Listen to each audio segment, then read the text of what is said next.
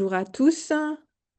Peut-être nous allons commencer ce webinaire d'information sur l'appel à projet du programme One Water au bien commun. Donc, ce webinaire vise à vous présenter le programme dans sa globalité afin d'inscrire les différentes réponses à l'appel à projet réellement pour répondre aux objectifs du programme. Et on vous présentera le programme dont vous avez évidemment l'ensemble des éléments dans l'appel à projet qui est accessible sur le site de l'ANR. Donc, je me présente, je suis Agathe Euzen, je suis co-directrice du programme One Water au bien commun pour le CNRS, avec mes collègues Alain Dupuis pour le BRGM et Thibaut Datry pour l'INRAE qui prendront la parole tout à l'heure. Donc, ce programme national de recherche vise et en fait émane du plan France 2030. Et il a 10 partenaires que sont l'IFREMER, l'IRD, Météo France, l'Université de Bordeaux, l'Université Grenoble-Alpes, l'Université Lyon 1, l'Université de Montpellier, l'Université de Rennes, l'Université de Strasbourg et l'Université de Toulouse. Euh, donc c'est un programme et équipement prioritaire de recherche exploratoire qui dure 10 ans et qui a un budget global de 53 millions d'euros. On se trouve actuellement dans une situation où on est à 3 ans du début du programme. Et donc, cet appel a une importance toute particulière puisqu'il est au cœur de l'ensemble des travaux qui sont conduits dans le cadre de ce programme. Donc, pourquoi One Water au bien commun? On a eu la chance d'avoir une loi sur l'eau en 1964 hein, qui a permis d'organiser la gestion de l'eau à l'échelle des grands bassins et des territoires en associant la diversité des acteurs pour partager la ressource en eau et pour l'utiliser de façon la plus intégrée possible. Cependant, dans un contexte dynamique et avec les changements globaux, qui incluent notamment les changements climatiques, il s'avère que l'eau n'est plus si disponible qu'elle ne l'était auparavant. On a les effets des changements climatiques qui conduisent à des exacerbations d'un certain nombre de phénomènes et une difficulté parfois à anticiper ou à identifier quelles seraient les ressources disponibles pour déployer des activités dans les territoires. Ce programme vient changer de paradigme en replaçant l'eau au cœur de l'ensemble des dispositifs et en disant que on doit se positionner dans le cadre de développement d'activités en fonction de la disponibilité et de la qualité de l'eau et non plus en se disant que de toute façon, on pourra en avoir euh, sans se poser la question de sa renouvelabilité, de l'évolution de sa qualité et des enjeux environnementaux, de territoire et d'usage que cela peut susciter. L'actualité montre d'ailleurs en effet que les enjeux de l'eau dans les territoires sont particulièrement importants. Et en tant que scientifique, on a réellement un rôle à jouer pour mieux comprendre et innover pour une gestion viable, équitable et durable de l'eau. Donc ce programme vise à reconsidérer l'eau comme un commun. C'est le pari qu'on a fait pour mieux la partager afin que les territoires puissent se développer tout en préservant la biodiversité et des écosystèmes et le bien-être des populations humaines. Donc ce programme s'organise autour de 6 grands défis scientifiques qui sont complètement interconnectés. Il s'agit en effet d'anticiper pour être en capacité à mieux évaluer la renouvelabilité de la ressource dans les territoires et dans des trajectoires dynamiques intégrant les problématiques climatiques. Évidemment, l'eau en général on est dans une logique d'empreinte, c'est-à-dire que en général, on est sur des grandes échelles en se disant quelle est la part globale en termes de quantité d'eau qu'on va utiliser pour produire telle ou telle activité ou tel produit de consommation. Mais il s'agit là de croiser des questions de quantité et de qualité, de voir dans quelle mesure nos activités humaines ont un impact sur la qualité et la disponibilité de la ressource et d'intégrer à la fois des approches quantitatives et qualitatives. Évidemment, ce avec quoi l'eau est en contact, l'eau en a la mémoire, hein. Et donc, l'eau peut être notre sentinelle pour identifier et poursuivre la qualité de l'environnement et la qualité de la santé humaine tout le long d'un transect, par exemple, sur le continuum terre-mer ou le long d'un cours d'eau, par exemple. Évidemment, pour répondre à ces différentes problématiques de quantité et de qualité, les territoires essayent de s'adapter et développent des actions de résilience. Il s'agit à la fois d'identifier quelles sont les réponses qu'on peut apporter pour euh, faire face à un certain nombre de situations et en même temps d'évaluer l'efficacité des différentes solutions qui sont mises en œuvre en tenant compte d'un grand nombre de paramètres, ne pouvant pas considérer un seul aspect par rapport à d'autres.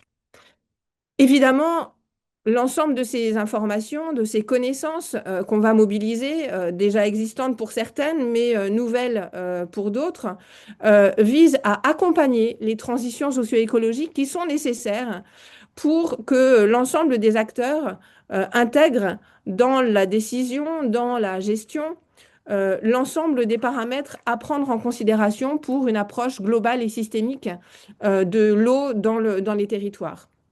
Évidemment, on va produire un certain nombre de données. Un grand nombre de données existent déjà et sont collectées par différentes structures, différents organismes.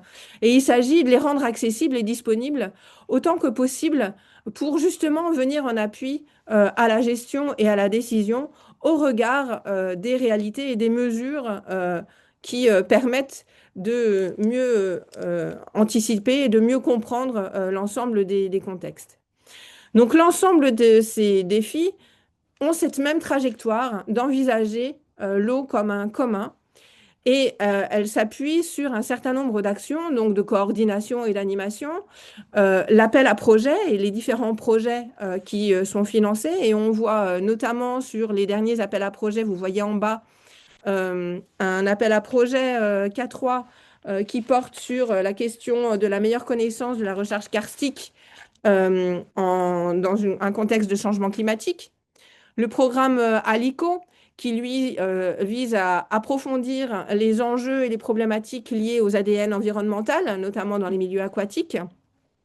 Le projet d'ISAC, qui s'intéresse plus spécifiquement aux eaux souterraines et aux aquifères sous couverture.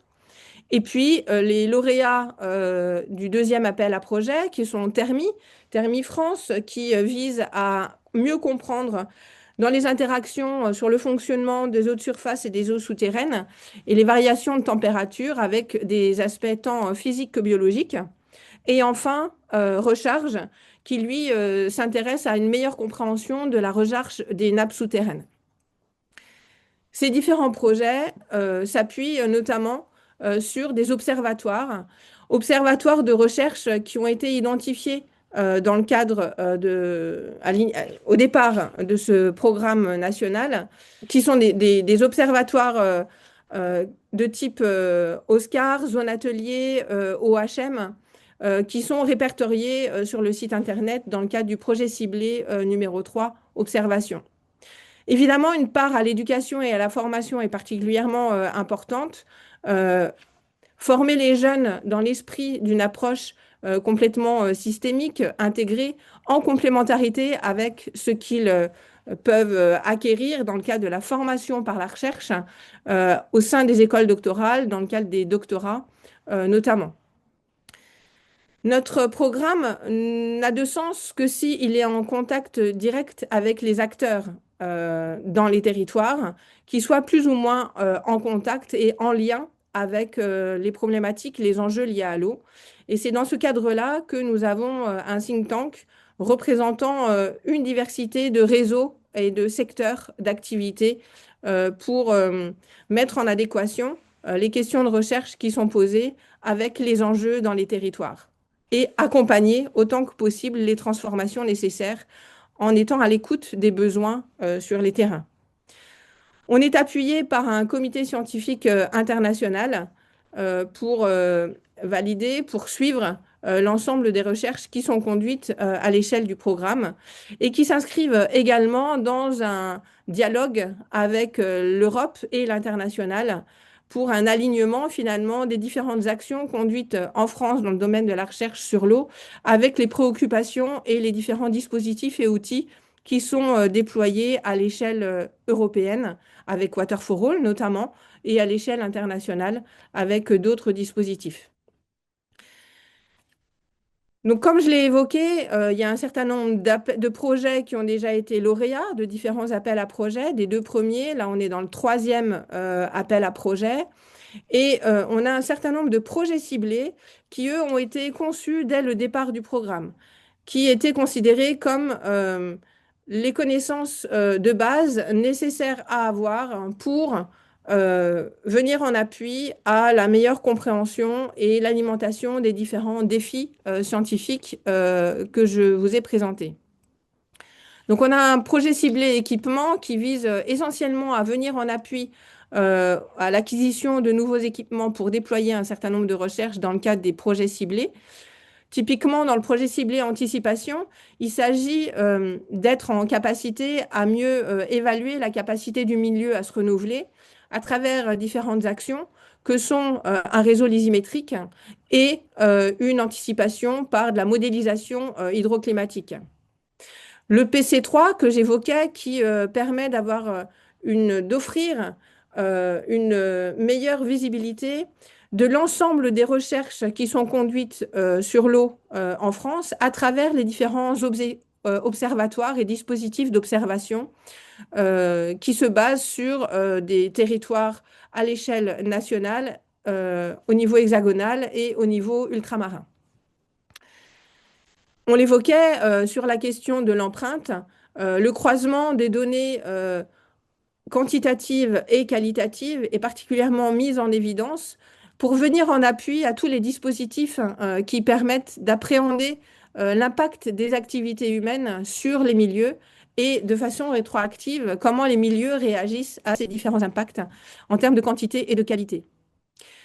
Lorsqu'on fait des prélèvements, évidemment, on a un certain nombre d'échantillons relatifs à l'eau. Et la question qui s'est posée, c'est quelle valeur accordons-nous à ces différents échantillons comme marqueur d'un état, d'un contexte, et comme suivi de l'état d'un milieu dans un contexte anthropisé, plus ou moins. Et donc, toute une réflexion est engagée dans le cadre de quel type d'aquatech on pourrait avoir besoin pour aujourd'hui et pour demain, pour bien connaître et avoir en mémoire la diversité des milieux et des qualités et des types d'eau qu'on a en France notamment. Alors, on l'a évoqué, hein, les solutions pour mieux s'adapter, on en a un certain nombre.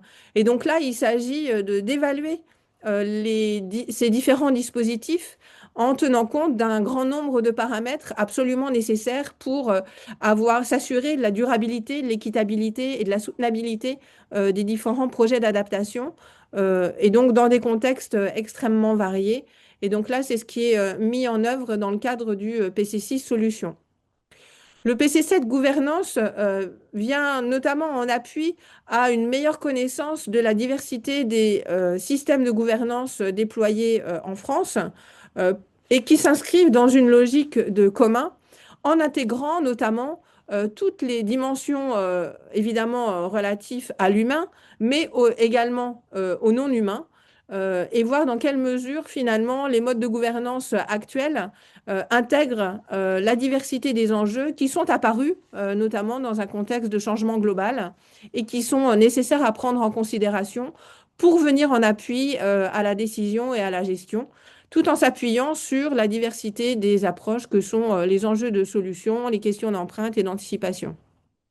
Évidemment, dans le cadre du programme, on va déployer un certain nombre de données Et donc là, il s'agit d'avoir une plateforme de données qui favorise la férisation des données pour les rendre accessibles, disponibles, réplicables, afin que réellement on soit en capacité à s'appuyer sur ces connaissances acquises des territoires et qu'elles puissent venir en appui à la décision et à la gestion. Donc, l'ensemble de ce programme euh, s'inscrit vraiment dans une approche systémique, intégrée, complètement interdisciplinaire et en complémentarité avec tout ce qui peut exister déjà, avec la capacité à mobiliser une grande diversité de collègues d'horizons disciplinaires extrêmement variés qui sont nécessaires pour comprendre ensemble les enjeux et la diversité des problématiques qui sont posées par l'eau. Et donc, c'est un peu ce qu'on vous propose dans le cadre du prochain appel à projet qui fait l'objet de ce webinaire. Donc, on va vous présenter plus précisément cet appel à projet qui vient d'ouvrir. Eh ben, bonjour à toutes et tous. Donc en fait, on est bien sur le troisième appel à projet du programme national One Water au bien commun. Donc c'est un appel à projet qui a plusieurs objectifs. Le premier, il est de compléter les recherches conduites dans le programme pour répondre aux multiples enjeux liés à l'eau, qu'ils soient scientifiques, socio-économiques, environnementaux, au cœur des territoires actuels et à venir. Il s'agit d'identifier également les forces de recherche susceptibles de se mobiliser sur des questions scientifiques identifiées autour des 6 défis qui structurent le programme. Agathe les a présentés, j'y reviendrai dans un instant. Proposer des nouvelles questions scientifiques originales pour répondre aux objectifs et aux enjeux du programme One Water au bien commun. Contribuer à la production de connaissances pour alimenter nos défis scientifiques et de l'interdéfi, puisqu'on est en contexte extrêmement interdisciplinaire, en complément de ce qui est fait, c'est-à-dire les 8 projets ciblés qui vous ont été présentés et les 5 projets qui ont déjà été attribués via les appels à projets précédents. Et enfin, de faire émerger et de créer des nouveaux consortia. Ça, c'est un des objectifs des PEPR, c'est de structurer la communauté académique, notamment en France, éviter de faire de l'entre-soi, etc., pour pouvoir lever des verrous, proposer des solutions innovantes. Ça aussi, c'est un aspect qui est monté en puissance avec les PEPR. On nous demande d'être de plus en plus là pour faire des démonstrateurs, appuyer les décisions publiques et venir donc en appui aux acteurs des territoires pour accompagner la co-construction d'une résilience qui est nécessaire à la gestion de l'eau en France. Sur les thématiques de l'appel, donc à nouveau, cet appel il vise à répondre aux défis du programme en soutenant des projets qui sont complémentaires à ceux déjà entrepris dans le cadre du programme et qui vous ont été présentés par Agathe et dont le détail est largement disponible sur notre site internet. Donc au jour d'aujourd'hui, cet appel il cherche à privilégier des réponses sur 4 thématiques. C'est des thématiques qui ont été analysées par les différentes personnes en charge du programme, des projets ciblés, etc., comme étant orphelines au jour d'aujourd'hui. On est à 4 ans de fonctionnement du programme sur un programme de 10 ans, donc on veut mettre l'accent sur ces 4 thématiques. La première étant eau et anthropisation.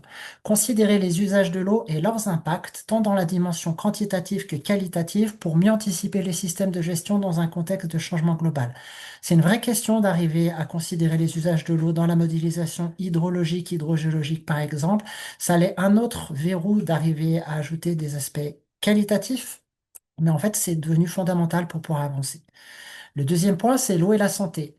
La santé humaine et la santé de l'environnement, vous le savez, dans le contexte One Health, sont intimement liées, même si on a tendance au jour d'aujourd'hui à les séparer, notamment d'un point de vue politique. Et donc là, il s'agit de mettre l'accent pour pouvoir répondre aux enjeux actuels et futurs de ces santé qui sont intimement liées. La troisième thématique, c'est l'eau et le vivant. Considérer les dynamiques de la biodiversité dans tous ces niveaux d'organisation, du gène au socio-écosystème, au cœur des territoires dans un contexte de changement global. La quatrième thématique, c'est l'eau dans les territoires d'outre-mer, les enjeux et les perspectives des problématiques liées à l'eau dans des territoires singuliers. Des territoires singuliers du fait des problématiques, qu'elles peuvent être en termes d'enjeux de la gestion de l'eau, mais aussi des problématiques en termes de collection, de données, d'inventaire, de biodiversité, etc. Il y a vraiment un enjeu particulier sur les territoires d'outre-mer qu'on a souhaité mettre en avant. Les principales caractéristiques des projets qui doivent être soumis à cet appel, Comme précédemment, donc ça, c'est des choses qui sont, entre guillemets, assez classiques dans le cas des PEPR. C'est à minima trois établissements français d'enseignement supérieur et ou de recherche ou d'organismes nationaux de recherche. Donc trois établissements différents issus d'au moins deux sites académiques distincts. On retrouve là la patte de vouloir structurer la recherche académique et pas de faire de l'entre-soi. Euh, la deuxième caractéristique est d'impliquer des porteurs d'enjeux, des collectivités, des ONG, des acteurs socio-économiques et des autres partenaires français internationaux. Ils peuvent être associés, mais ils ne peuvent pas bénéficier du financement du programme. C'est pas notre choix, c'est le choix du règlement financier des EPPR qui a été décidé par l'État au lancement de ce nouvel objet du PIA 4. Donc voilà, on demande l'inclusion de porteurs d'enjeux qui pourraient venir avec leur propre financement, qui pourraient venir avec leurs problématiques, etc., à contribuer. Ça a été très bien fait dans les projets lauréats qui sont passés sur les prochains appels. C'est un point qui est vraiment important. Les montants également sont importants. L'objet des PEPR n'est pas de reproduire ce qui existe déjà, tant d'un point de vue national avec les appels classiques ANR ou d'un point de vue européen avec les appels européens. Donc l'aide demandée par projet doit se situer entre 800 et 1500 kilos euros. Et la durée minimale des projets est 3 ans, maximale de 4 ans. Ça, c'est pour pouvoir avoir des éléments pour pouvoir alimenter le programme. C'est pas des projets qui seront indépendants, hein, c'est des projets qui contribueront, comme vous l'avez compris, aux défis et aux interdéfis du programme. Les critères d'évaluation des lettres d'intention. Ce sera la pertinence, on reviendra sur le timing juste ensuite. La pertinence, la qualité et l'originalité de la proposition, on veut du nouveau. L'adéquation de la proposition aux défis et aux thématiques prioritaires, on ne va pas financer ce qui est déjà financé, soit dans le cadre du programme, soit par ailleurs. La qualité, l'ouverture et la complémentarité du consortium, là aussi, pour aller vers de l'interdisciplinarité, vers de la co-construction entre des sites différents. L'adéquation des objets de recherche, des terrains, des infrastructures ou des sites expérimentaux par rapport aux questions scientifiques, c'est assez classique. Le choix des terrains appuyé sur les dispositifs d'observation retenus par le programme.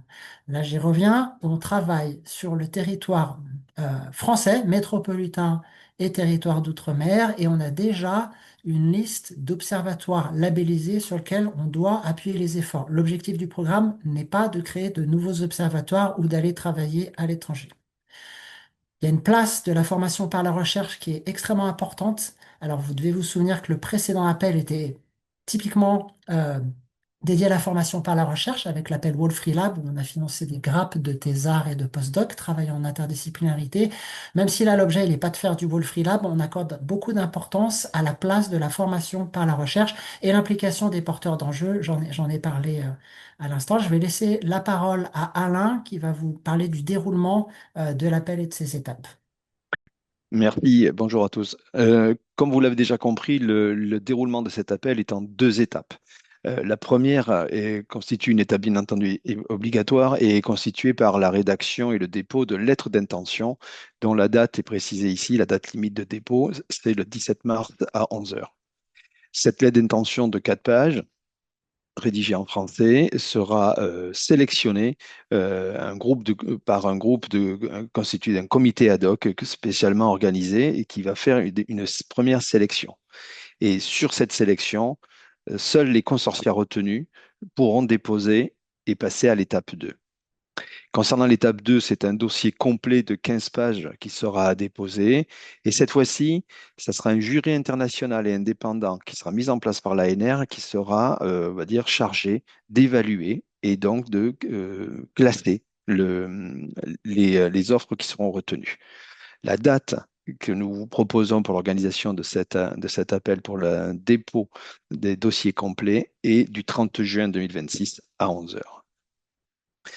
En termes de lettre d'intention, vous avez bien entendu une trame qui est déjà disponible sur le site de l'ANR. Vous avez ici les liens qui sont actifs et également un QR code pour y aller. Cette trame donc de lettre d'intention ne doit pas dépasser 4 pages, doit être rédigée en français et elle est organisée en 3 points. Premièrement, les objectifs scientifiques et principaux axes de recherche de la proposition que vous soumettez. Ensuite, vous devrez préciser, bien entendu, l'adéquation de votre réponse par rapport aux objectifs et au périmètre du programme One Water, au bien commun. et également préciser la composition du consortium qui est présenté, ainsi que, un montant de la subvention envisagée comme il se doit. En termes de calendrier, pour le rappel, voici le phasage complet sur l'année qui s'ouvre devant nous par rapport à cet appel à projet. Nous sommes aujourd'hui le 20 janvier avec ce webinaire de présentation et d'explication. On aura un second webinaire, mais j'y reviendrai plus tard, le 12 février, qui sera celui-ci consacré à des étapes, enfin des échanges, donc des éléments questions-réponses par rapport à ce que vous aurez en termes de précision à aborder, à nous demander. Il y aura l'ANR qui sera là également. Date très importante, le 17 mars, la date de limite de dépôt à 11 heures, je vous le rappelle. On estime qu'en avril 2026, on sera en capacité d'avoir déjà présélectionné, donc faire les retours des résultats de la phase 1. Tout ça pour permettre un dépôt qui est envisagé, un dépôt des dossiers complets au 30 juin, tel que précisé précédemment, pour, nous l'espérons, un retour final de la phase 2 au premier trimestre, avec un démarrage et un lancement des projets au premier trimestre, cette fois-ci 2027. Toutes ces informations sont bien entendu disponibles sur le site de l'ANR. Donc, en termes de résumé, pour aujourd'hui, l'étape 1, étape des lettres d'intention. Les éléments de dossier, retenez qu'ils doivent être remis avant 11 heures le 17 mars 2026 sur le site de l'ANR. Nous avons ensuite, vous avez l'étape 2 qui sera lancée avec la sélection des propositions par le comité ad hoc et ensuite, bien entendu, les propositions détaillées. Là aussi, une modification, une réduction du dossier, hein. Ce n'est plus que 15 pages par rapport à ce qui avait été fait précédemment, qui était habituellement de 20 pages. Cette fois-ci, la date à retenir, c'est le 30 juin 2026 à 11 heures et avec une estimation de démarrage des projets que nous aurons sélectionnés qui auront été sélectionnés par le jury international et retenus par le programme One Water au premier trimestre 2027. Bien entendu, nous vous donnons rendez-vous pour la suite et pour des éléments de questions-réponses par rapport à tout ce que nous avons présenté ce matin, le 12 février prochain, de 9 heures à 10h30, avec là aussi une inscription sur ce webinaire. Cette fois-ci, le webinaire sera un webinaire organisé en questions-réponses et vous aurez donc la parole et le moyen de vous exprimer et de nous questionner, ainsi que l'ANR. Nous vous remercions toutes et tous. Agathe, Thibault, si vous voulez dire un mot de conclusion également. Non, merci à vous. On compte sur vous et ce webinaire est enregistré et donc sera disponible sur le site internet pour compléter tout ce que vous pourrez lire à travers l'appel et sur les enjeux et problématiques du programme sur le site du programme One Water au bien commun. Merci à vous. Merci beaucoup, merci de votre attention. Merci à toutes et tous.